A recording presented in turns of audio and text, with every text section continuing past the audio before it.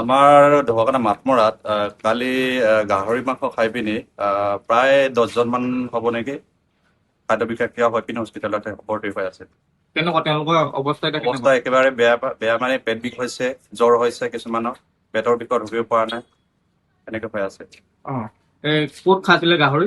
গাহৰি আপোনাৰ মাতমৰা মালয়েছিয়া বুলি কয়, মালয়েছিয়া তিনিআলি দোকান এখনত খাইছিলে বুলি। এতিয়া ৰোগীৰ সংখ্যা বাঢ়ি আছে নেকি? ৰোগীৰ সংখ্যা বাঢ়ি আছে। এতিয়াও ফোন কৰি আছিলে মোক কেইজন মানে, এতিয়ালৈকে 10জন মান হৈছে, বেছিও হৈ গৈছে আৰু আহিব, আৰু অকণমান দেৰি আহিব আৰু। গাহৰিটো ক'ৰ পৰা কিনিছিলে? গাহৰিটো এইটো মই গম নাপাওঁ, কিন্তু দোকান এখনৰ পৰা খাইছিলে বুলি গম পাওঁ।